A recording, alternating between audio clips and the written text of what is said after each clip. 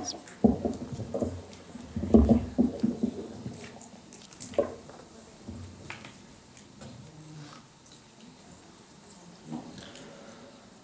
مجالسكم بذكر الصلاة على محمد وآل محمد. اللهم صل على محمد وآل محمد. الثانية غفر الله لكم. اللهم صل على محمد وآل محمد. على محبة الزهراء الثالثة بيعنا. اللهم صل على محمد وآل محمد. رب اشرح لي صدري ويسر لي أمري واحلل عقدة من لساني يفقه قولي. بسم الله الرحمن الرحيم. صلى الله عليك يا سيدي ويا مولاي يا أبا عبد الله. صلى الله عليك يا ابن رسول الله يا رحمة الله الواسعة ويا باب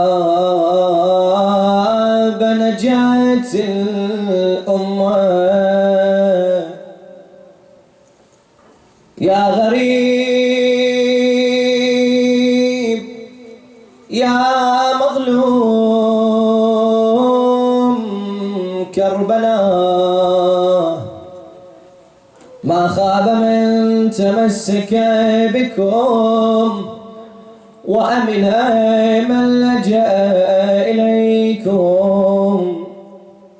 يا ليتنا يا ليتنا كنا معكم سادتي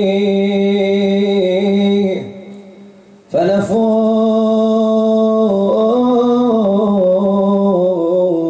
فوزا عظيما. سبط طه يحكيه خلقا وخلقا فله منه منطق وبهاء وحفيد الوصي يعرب عنه بأسه إذ تثيره الهيجاء.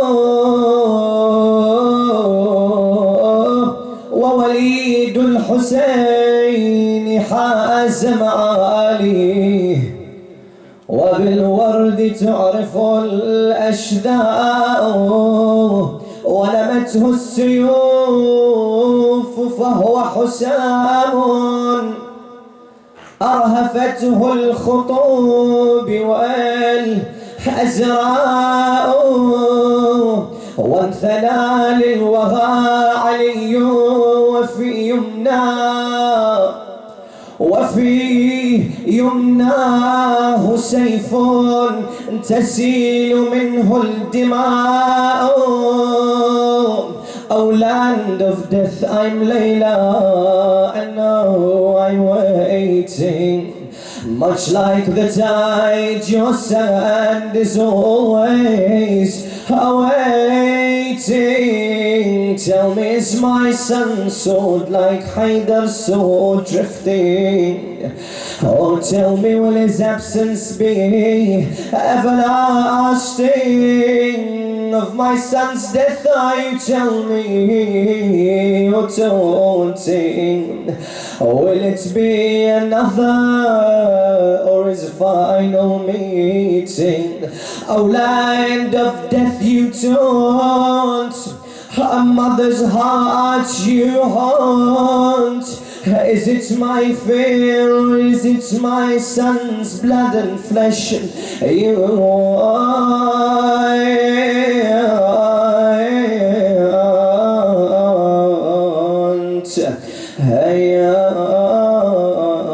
You want. لا حول ولا قوة إلا بالله العلي العلي العظيم إنا لله وإنا إليه راجعون. قال الله الكريم في كتابه الحكيم بسم الله الرحمن الرحيم وخلق من أنفسكم أزواجا لتسكنوا إليها وجعل بينكم مودة ورحمة. صدق الله العلي العظيم. نور مجالسكم بذكر الصلاة على محمد وآل محمد.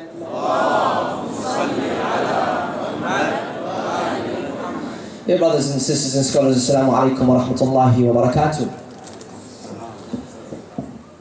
We have provided within our literature words that we can use to discuss and to converse with Allah subhanahu wa ta'ala. Ready-made, default words that we can use as opposed to making up our own language to converse with Allah subhanahu wa ta'ala.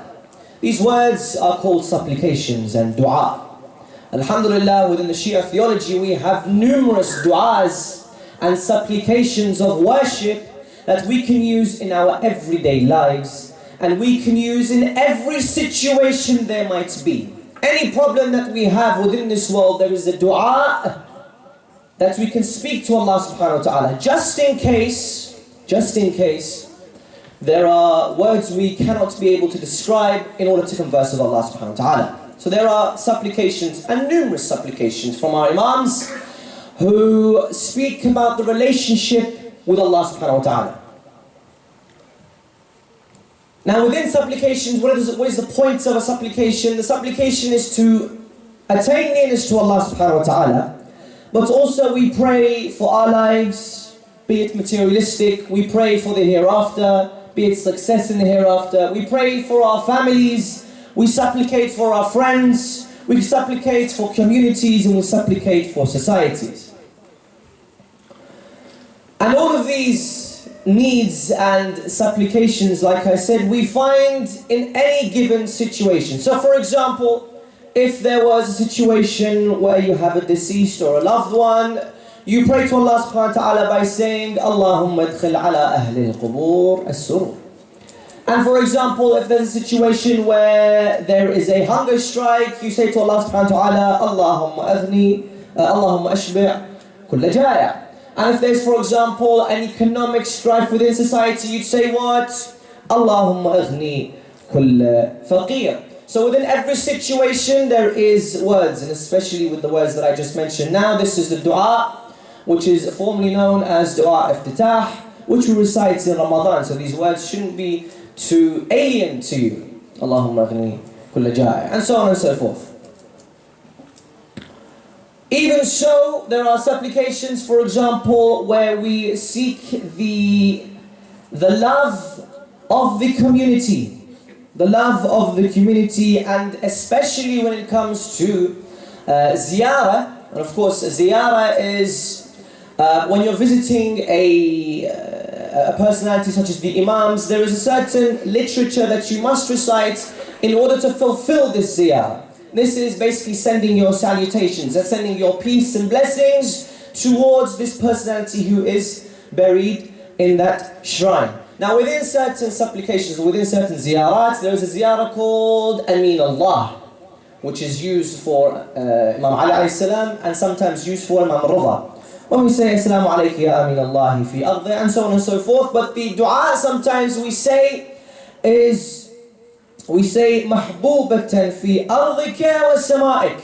We pray to Allah subhanahu wa ta'ala to be loved amongst the community in this life and the hereafter. So mahbub, in this life and the hereafter. That's a brief introduction to supplications. However, research has found that with every single supplication there is, every single ziyarah, every single dua existent within the Shi'a theology or the Shi'a literature, there is one specific dua which is a major problem for us all, especially the youth. There is one specific dua which is not prevalent in any of the ziyarat or any of the du'as and supplications.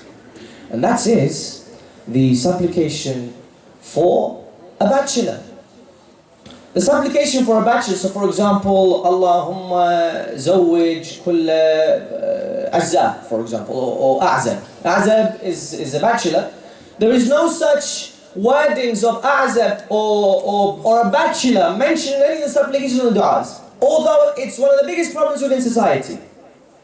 But you don't find the words a'zab, or you don't find, oh Allah, marry a bachelor in any of the supplications and du'as. Why? Because during the time when these ziyarat and these du'as were written, marriage was never a problem within community. We've now made it a problem within the community.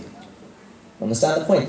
When the Prophet ﷺ, there's many narrations you can find. There's many narrations from the Prophet and the Ahlul Bayt about the importance of marriage and how simple marriage was back in those days. Of course, time has exceeded us, and of course, within centuries it evolved, and culture and so on and so forth, and it's become a bit more complicated. So within this discussion, within the limited time that I have, because I understand there's a very important presentation straight after me, with the limited time that I have, I want to address certain marriage issues, and hopefully we can sort of take it into consideration. Now, back in the Prophet's time, or the Imam's time, marriage was never a problem. So when these du'as and these supplications are written, marriage wasn't something which is prevalent at that time. But marriage was simple, to the extent, for example, the Imam would say, this is when it comes to the dowry, Imam Ali alayhi salam, someone came into the mosque, Imam Ali was sitting and praying. This man comes in, and he comes in with a random woman who hadn't been his wife, and he says to Imam Ali, I want to marry this woman, but I don't have any money. I have financial constraints, and I don't have any money to marry, or I don't have money for all the dowry. He asks him, this ring on your hand, is it yours? Because during the time of the Arabs, sometimes what they do is they borrow other people's belongings for a day or two. So for example, a woman who wants to get married, she doesn't have any of the decorations, the bracelets or the necklaces or whatever. But what she'd do, she'd borrow from a neighbor in order to use it for that day and then give it back. That's the culture of the Arabs at that time. Anyway, so Imam asks, this khatam on your hand, this ring on your hand, is it yours? He said, yes, it's mine. Therefore, use that as the dowry to pay off any expenses. Use that as dowry and pay off any expenses you might have for the marriage. Simple as that. Another instance, for example, a man walks into the mosque and he says, a woman walks into the mosque. And this is a narration from the Prophet ﷺ. A woman walks into the mosque and the Prophet is sitting with his companions. This woman says, O Prophet, I have reached a certain age and I haven't been married yet. Can you find someone for me? Within the companion sitting next to him, he says to one of the companions, who would like to marry this woman? One of them said, I will. And then they did the nikah and lived happily ever after. In any case, what I'm saying is, back in those times, they were difficult. And I appreciate and I acknowledge that in this day and age, marriage has become probably one of the most difficult tasks to achieve. For a number of reasons. Before we start the reasons, inshallah,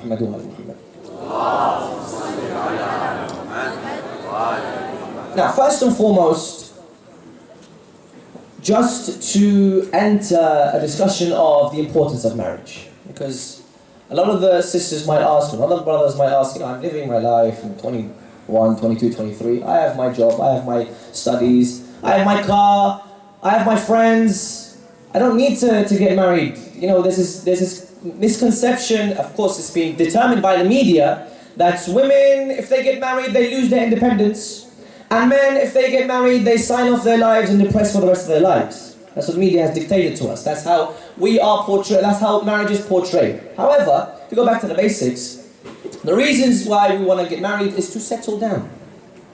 I was talking about lust and love the other day, and the fact is, do we want to go from one person to another to try and find love? Or we're going to find one person, inshallah, and settle down with them in a nice, respectful companionship in order to live a certain life of family, offspring, because as human beings we have this genetic need to have offspring, to pass on your genes from us towards the children. If I'm running from one bed to another, or if I'm running from one girl to another, if I'm running from one man to another, how am I going to pass on my genes effectively? In any case, So there's a need to find this love, this stability. That's number one. Number two, with the brothers especially, marriage gives you respect. Why? Because once you embark on a journey of marriage, once you embark on the task of marriage, you find that you have certain responsibilities, you have certain liabilities, you have a lot of tasks, and you have a lot of, at the end of the day, you have a lot of responsibilities upon you. Number one, and this is the most basic thing, is to make sure that this person that you've married is alive. So you have to have a job. In order to have a job, you have to have this responsibility to find a job, and of course to find a secure income. In any case, then there is the respect that you get from the marriage because of the responsibilities that's associated with it, especially within the community. And then that's for the brothers. In terms of the sisters, it safeguards your future. It safeguards your future in what sense? I was having a discussion just before this program started, and I was absolutely shocked to find out, probably due to my own ignorance, but to find out that certain, the culture or the norm within society now is that it's okay for sisters to be openly in an open relationship in absolute public, sisters with hijab, to be in an open relationship in public with youths and with guys within society. Again, it's probably due to my own ignorance, but I find that quite shocking. As a Muslim, as a Muslim woman, or even as a Muslim man, to adhere to the principles of Islam, you don't take Islam however you like it and just mix and match whatever you want. No, you either take the full laws of Islam or you just leave it. You don't want this stuff. Anyway, I don't want to enter this whole discussion about that, but at the end of the day, this whole thing has happened. Why? Because this person, this girl, this youth, hasn't found love in the home. She's found love, or she's found lust, let's just say, outside of the home. So again, it all starts with the home. In order to start the home, there needs to be marriage. There needs to be some sort of companionship, a unity between two human beings. Sallallahu ala Muhammad wa ala Muhammad.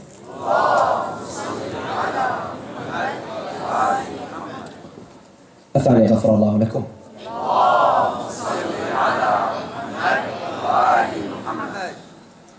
لتعجي في ظهور الإمام صاحب العصر والزمان الثالثة بأعلى.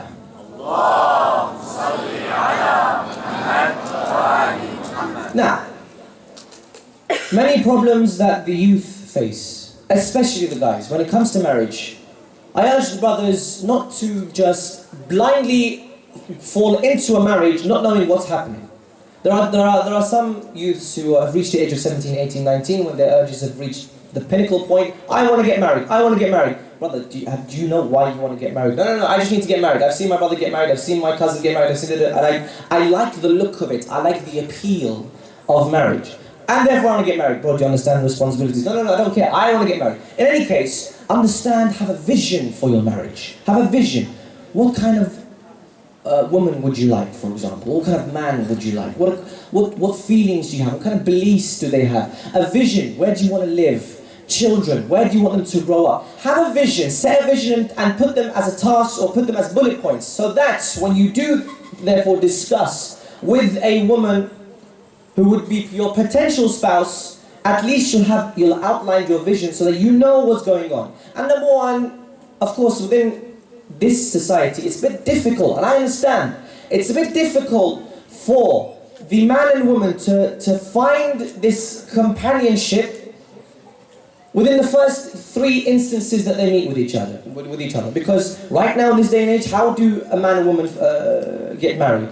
For example, a guy would say to his mother, I'm at the age of marriage, alhamdulillah, I have a good secure income, I have so on and so forth. I'm at the responsibility age of getting married. The mother says, okay, fine, no problem. I'll try and find a woman for you. If not, you can try and find one yourself. In any case, if he finds one himself through certain through certain friendships or through certain frameworks which are healthy environments, and they've had formal discussions with a person and says, you know what, I would like to move this forward, but I need to speak to my parents because I need to make it lawful. I do not want to enter sin with you, so therefore I want to speak to my parents. So he speaks to his parents. Now, the first instance that you sit with this person, especially if you haven't known this person before, and then you come and you sit with this person. Now, It's impossible to find out if this person is the right person for you. Impossible. You only sat with them once or twice. How the hell are you going to know if this person is the right person for you? That's why you have indication marks that if the answers are in line or in parallel with the indication marks that there's potential within this spouse, then go for it. Why? Because there's a general feel among society that I want to attain closeness to Allah subhanahu wa ta'ala. I want to attain closeness to Allah subhanahu wa ta'ala. Why? I want to complete half of my religion. And I want to reach Allah subhanahu wa ta'ala with the rest of my faith. But in order to reach Allah subhanahu wa ta'ala, I want to find this woman. Right? I want to complete my religion, so I want to find this woman to get to Allah subhanahu wa ta'ala. But it doesn't work like that. Why don't we change the system and get close to Allah subhanahu wa ta'ala and sincerely ask Him and say to Him, Allah, I want to seek closeness to You, therefore pave the way for me for the best suitor for me. For the best suitor for me. Not I look for this person, no, I look for this person, I don't think so. I look for this person, yeah, this is the person for me. I want to reach this person, then get close to Allah subhanahu wa ta'ala.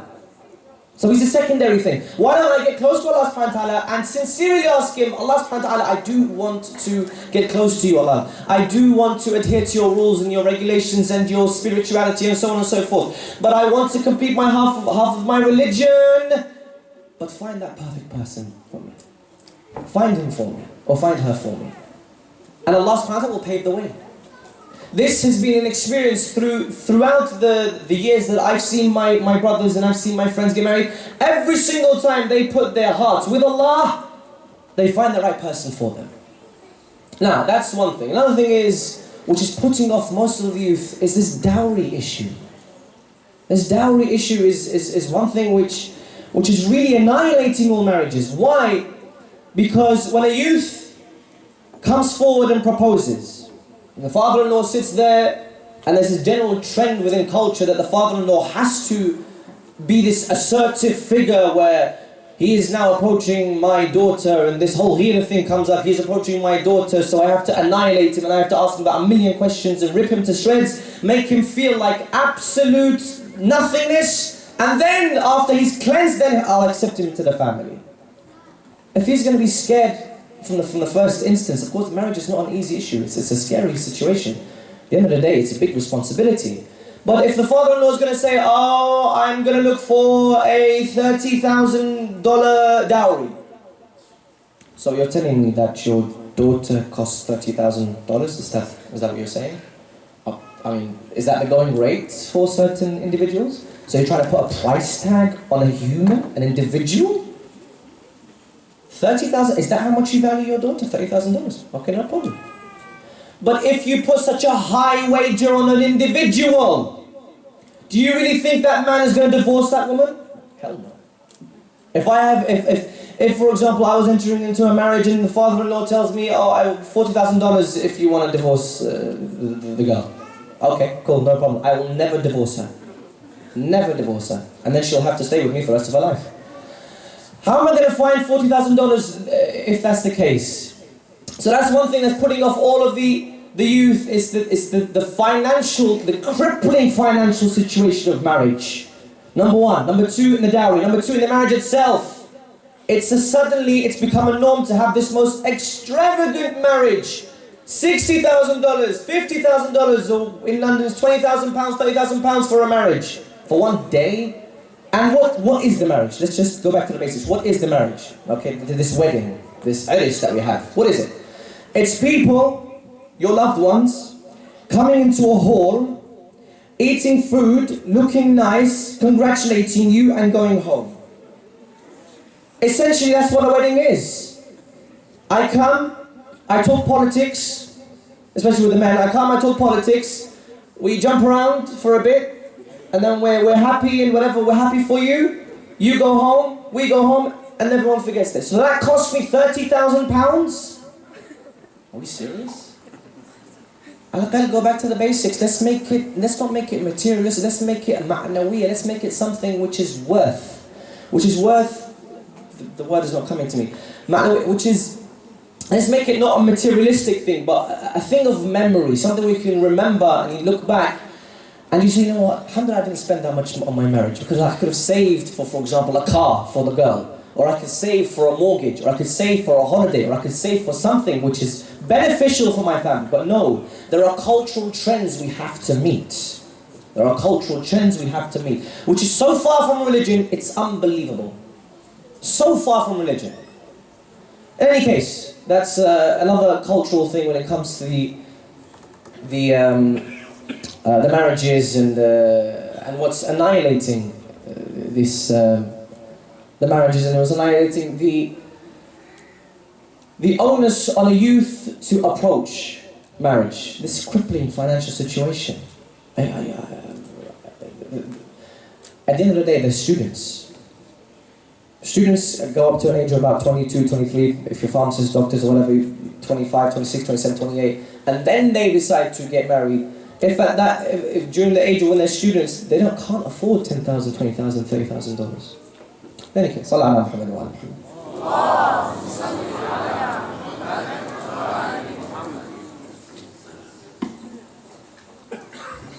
So marriage is the unity of two individuals coming together in total respect, companionship, and total love and unity between two individuals. Just a word of advice for the brothers and the sisters: when you are looking for a spouse, and this has been said numerous times, but it'll be said again, wallah, beauty is not an issue.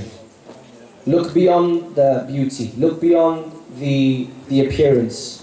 Look what this person stands for, look at his principles, look at their beliefs, look at their akhlaq, look at their manners, look at the way they conduct themselves. Because beauty will fade away whether we like it or not, but these principles will never fade away. These principles will always, always stay. And there's a thing, just before I enter into the masa'ib of Akbar who we commemorate today, there's a thing within, especially with the youth, when a man approaches a woman, don't be afraid to say no. And don't be afraid to back down from the situation because you don't feel comfortable or you feel that this person's not for you. Because what happens is the man is so desperate to get it right the first time, that's why they don't come into marriage in the first place. Because they're so desperate to get it right from the first time because there's so many divorce rates going on. They don't want to be extradited from the community. And they don't want to be talked about within the community. So what happens is that they're scared to make that first approach. But when they do make that first approach, they never say no to anything the girl says. Even with the girl, she's scared of the rejection from the guy, so she say yes to anything the man says. But what happens is, if I say yes now and I'm happy with everything that she's with, 2 years down the line, 3 years down the line, what will happen? Things will change. The personalities will change. The lifestyles will change. And then you'll find themselves for what they're really worth, not what you've lied from the beginning. Oh, have you done this and that? No. Everything has been absolutely perfect with my life. There's nothing wrong with my life at all. But then you'll find out once they do get married, there's certain misconceptions and certain accusations and so on and so forth. In any case, a man or a youth by the name of Ali Akbar. By the name of Ali Akbar, who was the son of Imam al-Hussein alayhi salam, the first to be martyred of the Bani Hashim was Ali Akbar. Ali Akbar was a man probably in his mid to late 20s. And he accompanied his father, Imam al-Hussein, in Karbala. One of the main features of Ali Akbar was his direct representation of the grandfather. He would represent him, or he would resemble his grandfather in the way he speaks, in the way he looks, and in the way he conducts himself. Any time that the Bani Hashim would want to remember the Prophet, they would always look at whom? Ali Akbar. So when Ali Akbar sees the thirst of the children, and he sees that all the companions have passed away and all the companions have been martyred, he comes to his father. But the special thing is, his father never says no, but reluctantly says yes. Anyone else, all of the companions who came to Imam al-Hussein alayhi salam, all of the companions, when they asked permission to go into battle, he would immediately say no, maybe not this time, maybe next time, or maybe in an hour's time. He would always say no, but he would give himself license to say no. With Ali Akbar, it was immediately yes. But through what? Through tears. For he loved his son, Ali Akbar. He loved his son so much, it was as if he loved the Prophet, his grandfather. He loved his son Ali Akbar, that when Ali Akbar came to him, he said to him, Ali Akbar, my dear son, are you sure now is the time that you want to fulfill your fate? Hopefully trying to tell him not to go into battle. Ali Akbar says, no, this is the time, my father. He says to him, okay, but before you go, there is a mother. Your mother is waiting within the camps. There is a mother who loves you dearly. Go and send your salutations to her. Go and bid farewell to your mother. Here he enters the camp of the mother, Layla. He enters the camp and she is asleep, or she is resting at the time. He comes to her and he sits next to her. He puts her head onto his lap and he says, mother, wake up. Layla wakes up and she finds Ali Akbar. She says, my dear son, are you okay? Here Ali Akbar says to her, I have to leave now. I have to leave and go towards battle.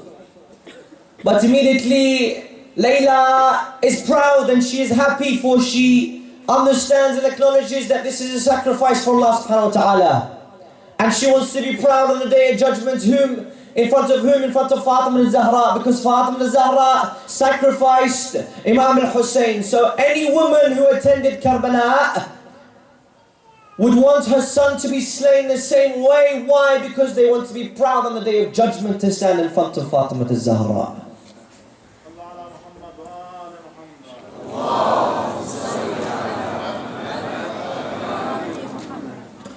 So Ali Akbar leaves the camp and he goes towards battle. As he enters the battle, he makes that battle cry, Ana Ali ibn al-Hussein ibn Ali, Nahnu wa baytillahi awla bin Nabi, أضربكم بالسيف أحمي عن أبي ضرب غلام هاشمي علوي. There he fights. He says, I am Ali, the son of Hussein, the son of Ali. Us and the Ahlul Bayt, we protect the honor of the Prophet and we fight for the sake of Allah subhanahu wa ta'ala. I will strike you with this sword, and my youth I will strike you, this strike of a Hashemi, and the strike of a Alawi, and the strike of a Haydari. There he enters the battle, his face radiant and shining like the Prophet. Even then the army would say, has the Prophet come to us, or has Ali Akbar come to us? There he fights and fights, but at the camp Imam al-Hussein is watching. Imam al-Hussein is watching and Layla is watching Imam al-Hussein. Look at the scene here. Imam al-Hussein is watching Ali Akbar. He is proud, he is smiling. And Layla receives the news of her son through whom? Through Imam al-Hussein alayhi salam. Every single time Imam al-Hussein would look like he's upset, Layla would get worried. Every single time he would be smiling, she knows that Ali Akbar is doing well on the battlefield. There and then, Imam al-Hussein is worried for an amount of time. Layla says, I see you've been worried for an amount of time. What has happened to my son? He says, I see a man who is intent on killing our son Ali Akbar. Go inside and make a prayer. Go inside and make a prayer. Why? Because the prayer of a mother is always granted by Allah subhanahu wa ta'ala. And so she goes back into the camp and she prepares herself to worship, and she says, Ya Ra'ayad Ya من مغيبة أنا أريد علي سالم تجيبه يا رائد يوسف من مغيبة أنا أريد علي سالم تجيبه Oh, the one who returned Yusuf from his occultation to his parents, return to me, Ali al-Akbar. Imam al-Hussein then sees Ali al-Akbar, and the man who is intent on killing him, he overcomes, Ali al-Akbar overcomes this man, but comes running back towards Imam al-Hussein. There he says to his father, Al-Atash qatalani ya Abi, give me some water, the thirst is killing me. This armor is getting heavy, the heat is scorching and it's killing me. There he says to Ali al-Akbar that the dua of your mother has been granted. Go and bid farewell to your mother. There Layla sees Ali al-Akbar for the last time. She embraces him and she says, give me some more minutes with you, for this is the last time that I see you. And by God, this was the last time that she saw him as he was safe. For the next time she sees him, he will be cut in pieces. So Ali al-Akbar goes towards the battle one more time, and they shower him with arrows. The scorching heat got to Ali al-Akbar. He became weaker and weaker, and then someone came and struck him on the head. Someone came and struck him on the head. When he fell, this is the tragedy here, brothers and sisters. When he fell on top of his horse. So the horse did not know where to go. He did not see that the enemy camps were in front of him. So the horse would run towards the enemy camps. They surrounded Ali al-Akbar. They cut him to pieces. Before his life was taken away, he was heard screaming, Adrikni ya Aba, Adrikni ya Aba Abdullah. But in what situation does Imam al-Hussein come to Ali al-Akbar? His back is broken. This is his son. There he goes towards Ali al-Akbar, but before he goes, he says these words, Ali, my son, for your blood the swords were thirsty. They did not rest until their blades touched your body. Their metal longed to cause for you this tragedy. As I wail, all the rest in tranquility, and with your head broken they returned you to me, just like they struck the head of my father Ali. But Imam al-Hussein was in such a weak situation, he couldn't pick up Ali al-Akbar. So he asked two young men from Bani Hashim to pick up Ali al-Akbar and take him back to the camps, to take him back to the tents. But then Ali al-Akbar was met by one person, and that was the auntie of Ali al-Akbar, Zainab. She says, oh my nephew, Ali al-Akbar, Ali al-Akbar, my nephew. Before Ali al-Akbar passes away, he is brought to Imam al-Hussein alayhi salam. Imam al-Hussein notices something unusual with Ali al-Akbar. He begins to smile, then he begins to cry, then he smiles, then he cries. Imam al-Hussein asks him, why do you smile and why do you cry? Ali al-Akbar says, for my grandfather Rasulullah has given me water to drink. But then I see Fatima al-Zahra, my grandmother. She slaps her and she says, wa walada, wa Husayna. This is the tragedy, brothers and sisters, that even after Ali al-Akbar was martyred and the tribes came, yes, the tribes came to take away the bodies. For Ali al-Akbar, he had a family, he had a tribe from his mother's side. Abbas alayhi salam had a tribe from his mother's side. Qasim had a tribe from his mother's side, but I ask you, did Imam al-Hussein have a tribe? When they asked the people, the horse riders, who here has family so we can trample the horses and the hooves over the bodies? Imam al-Hussein was the only man who didn't have a tribe on the day of Ashura to take care of him.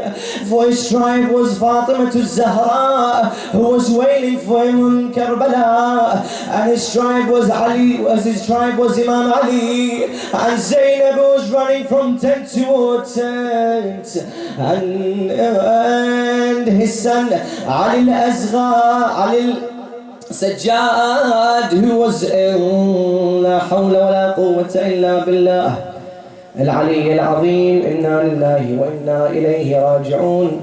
وسيعلم الذين ظلموا أي منقلب ينقلبون والعاقبة للمتقين. صل على محمد وعلى محمد.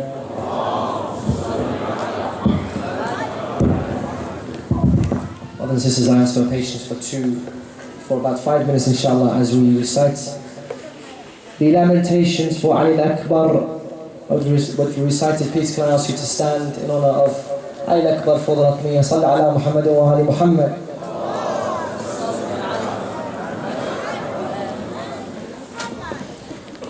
Here, Layla,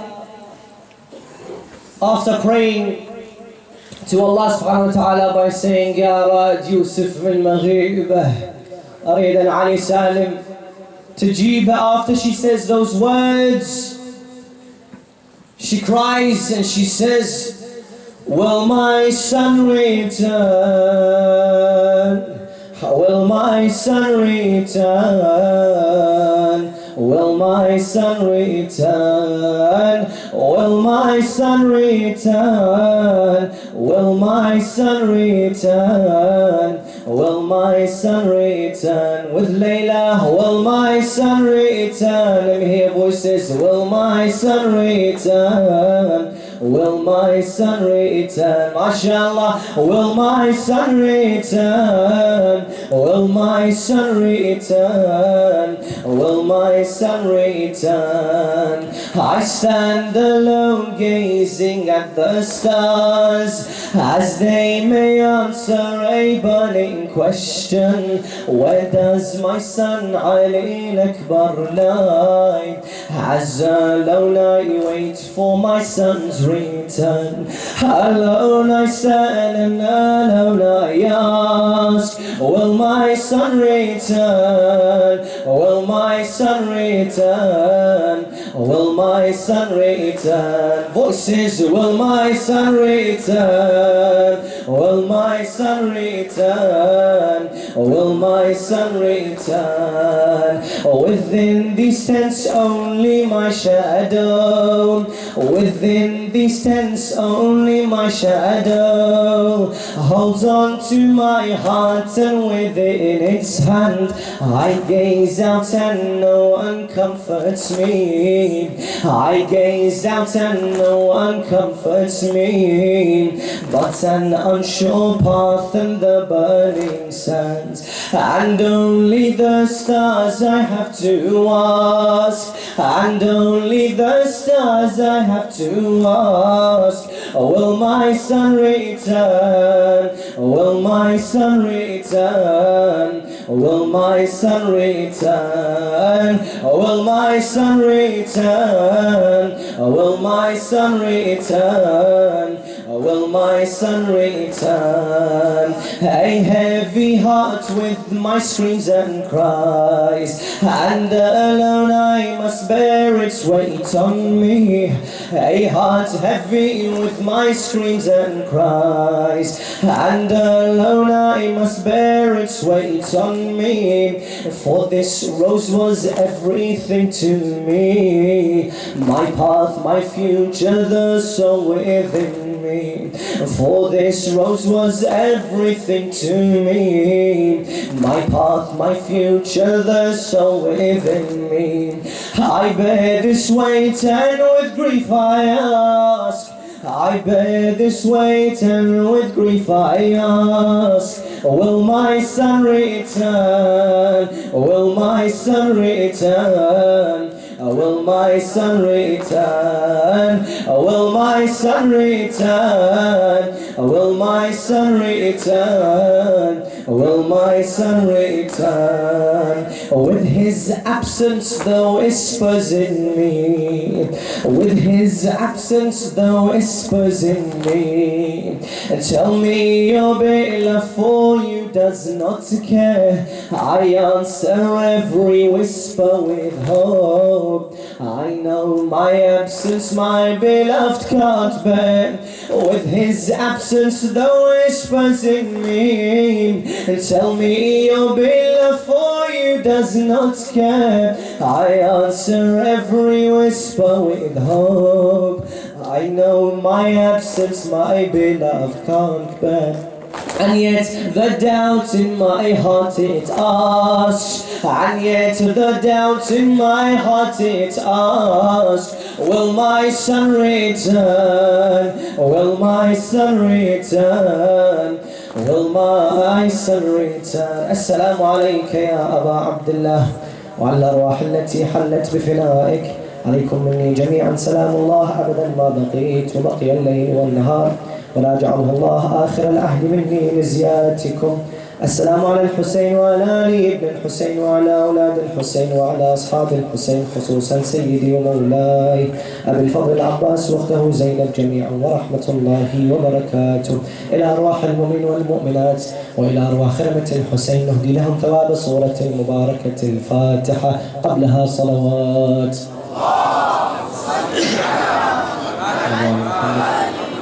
Whilst you're reading the Surah Al-Fatiha, inshallah, I just want to state that there will be a media presentation immediately after I step down. Just now, there will be a media presentation which will benefit all of the youth here. So inshallah, it's going to be about 10 to 15 minutes. I urge you all to stay.